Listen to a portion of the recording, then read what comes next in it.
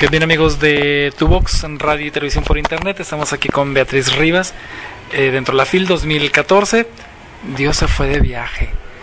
El título, Beatriz, llama, jala la atención inmediatamente.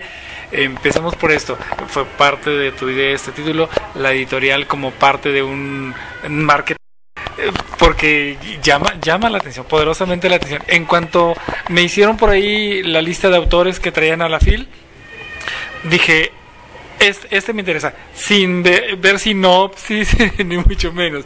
O sea, gancha, hay un marketing increíble en esto de entrada, ¿no? Ojalá estuviera mi hija aquí escuchándote, te hubiera grabado, porque aunque no lo creas, el título es de mi hija.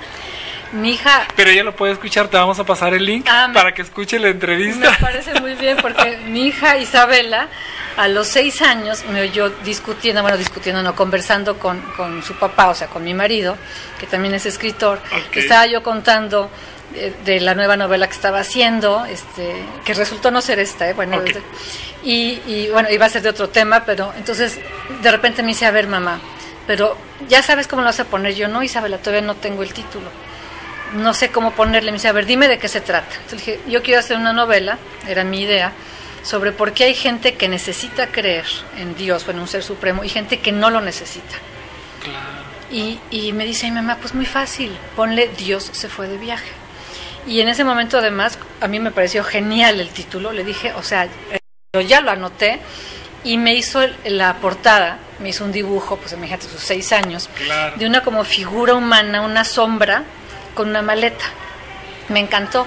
Entonces ese iba a ser de hecho mi segunda novela, y cada año me decía, ahora sí vas a publicar Dios se fue de viaje. Y bueno, se me atravesó Viento amargo, Todas mis vidas posibles, Amores adultos, etcétera, ¿no?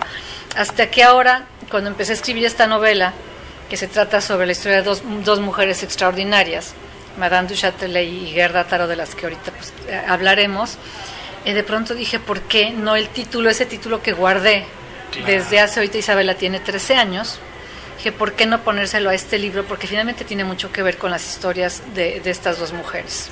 Y en este caso, ¿cómo entendiste en su momento cuando ella te lo sugiere? O sea, es esto, digo, estaba la disyuntiva entre que la gente sí cree o no cree. O sea, se fue de viaje, a veces sí te puede atender, a veces no te puede atender, o cómo... Lástima que no esté mi hija para que le preguntes a ella. pero sabes que nunca se me había ocurrido, no se me ocurrió preguntarle por qué ese título a partir de lo que yo le dije. Tienes razón, no sé por qué. Yo creo que ha de pensar que en caso de que Dios exista, se tuvo que haber ido de viaje, ¿no? Porque fíjate qué chistoso, no te sé responder finalmente por qué se ocurrió ese título a partir de lo que yo estaba discutiendo sobre mi posible novela, que algún día la haré y le tendré que poner otro título, que espero que mi hija también me sugiera, porque finalmente esta novela acabó siendo de otra cosa, ¿no? Y por ejemplo, ¿tu marido también escribe? Sí, también es escritor. ¿Cómo se llama? Francisco Martín Moreno. Y de repente hay momentos en los que trabajan juntos. No, nunca. No. Tenemos los estudios los dos en nuestra casa, sí, claro, pero él tiene su puerta, yo la mía, cada quien hace sus historias. Y aparte escribimos muy diferente, entonces es muy chistoso porque yo de repente le enseño partes de mi novela, y él le aumentaría, o sea, él de cada cuartilla haría 15. Y cuando él me da sus novelas a corregir, yo tengo muy buena mano y muy buen ojo, porque yo llevo años dando talleres de creación literaria. Entonces, claro, yo le tacharía de 15 páginas, yo le dejaría nada más en 2. Afortunadamente nos respetamos cada quien en su estilo. Sí platicamos mucho sobre literatura, y sí llega de repente, me dice, ya encontré mi personaje, ya sé cómo empezar la novela, ya sé quién va a ser el narrador, pero no trabajamos juntos para nada. Tú también te enfrentas como el pintor al lienzo en blanco, con, entre comillas, la hoja en blanco, o empezar a teclear en la computadora en blanco. A mí me pasa al revés, a mí me pasa que me llegan las historias nada más las tengo, hay que aterrizar. Bueno, tengo que correr a la computadora a escribirlas, o sea, haz de cuenta que siento los dedos calientes de que ya necesito escribir, porque empiezo a escuchar, o sea, yo empiezo a meter en un tema, okay, como es este caso, ya, ¿no? Es las historias de Madame du Châtelet, la primera científica francesa en 1730 y amante de Voltaire durante 15 años.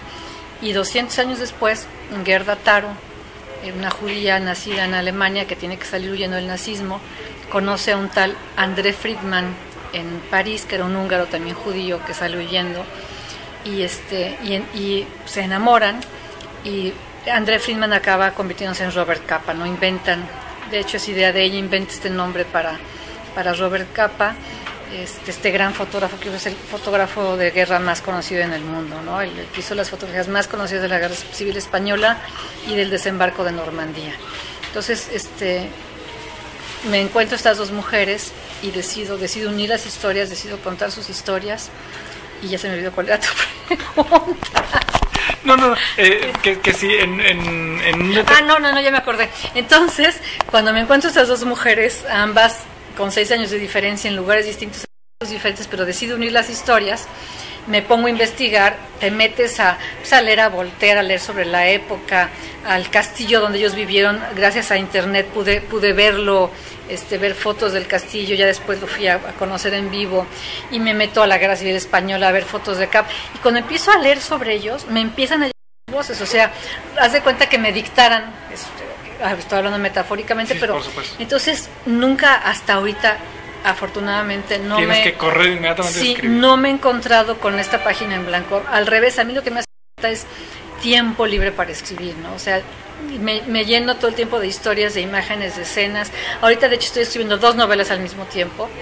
Entonces, yo en cuanto tengo un ratito libre, me siento frente a la computadora o frente a la hoja en blanco y me empieza a fluir, pues, las historias que estoy contando.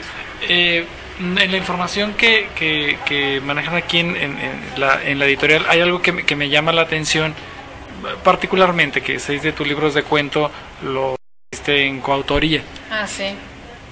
Pero luego más adelante también me encuentro las novelas de Amores Adúlteros y Amores Adúlteros al final, que lo hiciste en coautoría con Federico Treger. Es fácil compartir en coautoría una obra. Es muy fácil. Los libros de cuentos, más que coautorías, son como cada quien escribió un cuento, eso es muy fácil, y se unieron en volúmenes, ¿no? De hecho, eso se hace mucho, ¿no? De escoger cuentos y ponerlos juntos. Lo de Federico sí fue también casual. Federico y yo fuimos novios hace 1000 años. En la prepa yo tenía 16 años y él 20, no sé, creo que me lleva 7 años, ya ni me acuerdo. Okay. Y nos reencontramos muchos años después. Yo me acuerdo que desde esa época él quería ser escritor y él publicó su primer libro de cuentos. Okay. Yo tenía 17 o 18 cuando él publicó su primer libro de cuentos.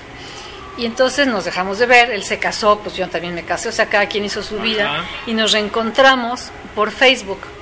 Él vivía en Houston y me dijo, oye, veo que das talleres literarios, me gustaría que me dieras un taller a distancia. Y le dije, yo no doy talleres a distancia, pero bueno, por ser tú, mándame un cuento, escribe un cuento, ¿no? Y me mandó un cuento sobre adulterio, un cuento que me gustó mucho, pero sobre todo lo que me gustó eran frases. Entonces lo que hice, lo que hice fui sacando frases suyas y poniéndole mías, y no sé si, lástima que no lo tenga aquí para que lo vea, que es como una novela como de estampas, más que no es cronológica, es una novela muy especial, ¿no? Entonces lo que realmente lo que hicimos fue, yo deshice su cuento, reconstruí unas 30 cuartillas entre sus frases y las mías. A la fecha ya muchas veces se nos olvida qué escribió cada quien, de verdad. Sí. Y fue muy fácil, nos entendimos muy bien. Nunca nos vimos porque él vivía en Houston y no iba al DF.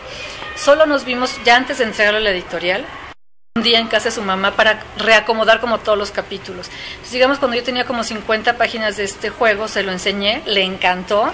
Se lo enseñé a mi editor en Alfaguara, le encantó, y decidimos sacar adelante Amores Adúlteros, y tuvo tanto éxito la primera parte que hicimos una segunda parte.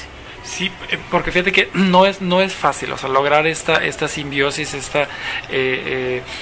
yo me acuerdo en la etapa de la universidad, en preparatoria, yo di un taller de periodismo y publicamos un libro de cuentos de mis alumnos, y una de ellas justamente agarra una historia común de esas que salen por ahí, del bebé que está adentro y que habla y no me maten, déjenme vivir, digo que influyen, está en todos lados, ¿no? Escrito de distinta manera, y ella me da su propia versión, pero tenía 14 años en la prepa, ¿no? Okay. Entonces me lo hace cortito, o sea, 15 líneas, un cuentito corto. Y le digo, no está mal la idea, pero es que tú como joven adolescente no puedes experimentar o hablar en términos de qué es lo que se siente porque lo estás inventando, o sea, no lo tienes. Y yo acaba de nacer mi hijo. En ese momento le digo, y aunque no lo parí yo, pero como si lo hubiera parido, estaba allí. Entonces lo retomo y le agrego algunas cosas. Y sabes que fue muy curioso porque pasa lo mismo que me comentabas ahora. Ella no recuerda en qué momento lo terminó ella y en qué momento lo comencé. Es bien difícil, pero tiene que darse un clic. Sí, porque sí, tiene que darse un clic. Por ejemplo, yo sí creo que yo no podría escribir, me costaría mucho más trabajo escribir con mi marido, por ejemplo. A eso porque nuestra escritura es tan distinta. A eso, porque con eso empezamos con la entrevista, precisamente. Era un poco plan con maña. Sí. Digo, ver cómo si se puede con algunas personas y con otras no se hace ese clic, ¿no? Sí, yo creo que no podría escribir con él. O sea, no con cualquiera. Porque además también viene el juego del poder, ¿no? O sea, que escribe cada quien y yo te corrijo, no, pero tú no me corriges a mí, yo quiero que esto se quede así, no, pues mejor cámbiaselo porque entonces ya no viene el caso con lo que yo estoy escribiendo. Nunca, pero eso supongo, nunca jamás tuve un problema con Federico. Okay. Yo creo que es una química literaria, una química literaria, porque bueno, también tengo buena química con Federico, somos muy buenos. Claro, pero yo creo que sí fue una química literaria muy especial. Perfectamente. ¿Y te acuerdas, Beatriz, de tu primer acercamiento a la literatura?